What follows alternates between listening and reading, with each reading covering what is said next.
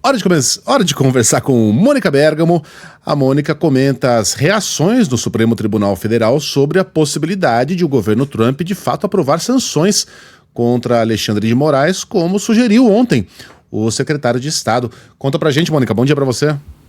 Bom dia, Megali. Bom dia a todos. Pois é, a possibilidade do governo dos Estados Unidos aprovar essas sanções contra o ministro do Supremo, primeiro que ela é vista como cada vez mais provável, e é também considerada inadmissível por ministros da corte que eu ouvi, com quem eu conversei, né? Eles afirmam que a medida vai ser uma clara tentativa de interferência dos Estados Unidos no judiciário brasileiro, o que eles dizem que é impensável, Megali, porque são sanções que virão no meio do julgamento do ex-presidente Jair Bolsonaro. Um dos ministros me disse que a concretização dessa ameaça, que foi feita pelo chefe da diplomacia do país, né, o Marco Rubio, vai, em primeiro lugar, gerar uma solidariedade ao ministro Alexandre de Moraes. O ministro Alexandre de Moraes já reúne, né, Megali, como a gente sabe, vê diariamente, ele já reúne um apoio muito grande a medidas dele, né? Ele nunca teve uma medida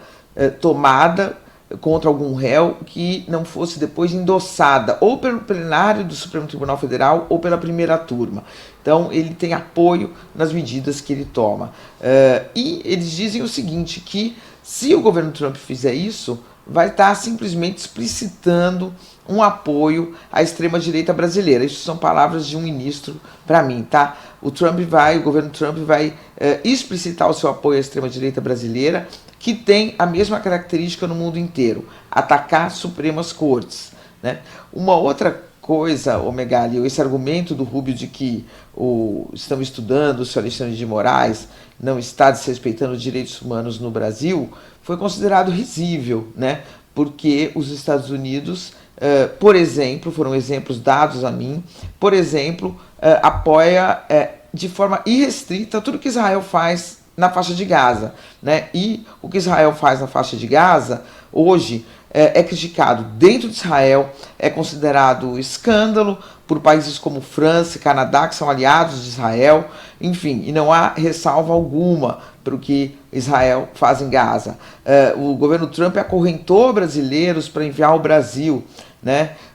Então, portanto, numa violação de direitos humanos. O governo Trump desrespeitou ordens judiciais de seus próprios países, do seu próprio país. O governo Trump mandou prender uma juíza que dava medidas contrárias à política de expulsão de imigrantes do governo Trump. Então, eles dizem que o governo Trump não tem a menor condição de falar em direitos humanos, né? E ainda se consideramos que, historicamente, né, os Estados Unidos, inclusive, apoiaram um golpe no Brasil e apoiaram Barack Obama, e ele foi criado para punir autoridades envolvidas em um caso específico, que era o assassinato do advogado Sergei Magnitsky, por isso o nome, que denunciou um esquema de corrupção e morreu na prisão em Moscou. E aí, em 2016, 4 anos depois da aprovação desse decreto, ou melhor, de o decreto ser divulgado por Barack Obama, essa lei teve o alcance ampliado e tornou-se global. Então, ela poderia ser usada contra qualquer pessoa acusada de corrupção ou de violações de direitos humanos, né? Em 2017, ela foi aplicada pela primeira vez fora do contexto russo, aí já no governo de Donald Trump. Foi contra 3 latino-americanos, hein? Roberto José Rivas Reis, então presidente do Conselho Supremo Eleitoral da Nicarágua, Julio Antônio Juárez Ramírez, deputado da Guatemala, e Ângela Rondon Rijo, empresária da República Dominicana. Essas punições incluem o bloqueio de bens e contas no país, proibição de entrada em território americano e eventual proibição de relações da pessoa com empresas americanas. Por exemplo, sei lá, se o Xandão tem um cartão do Citibank, não poderia ter, né? Ele teria o seu cartão de crédito cancelado, entre outras relações.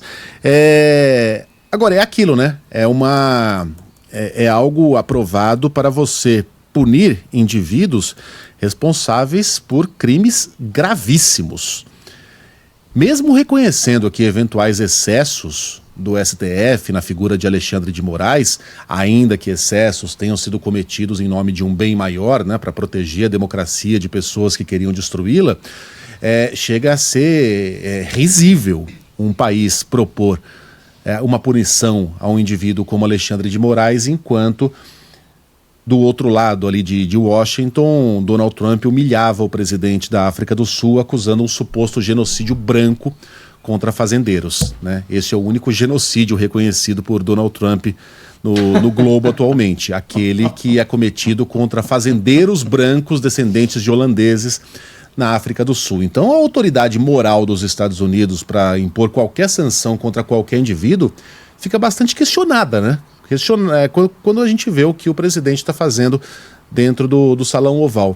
Mas eu ainda não sei, viu, Mônica, se o Rubio não foi pego de surpresa ali, porque você viu como o jornalista formulou a pergunta? Ele já deu a resposta. Eu vi.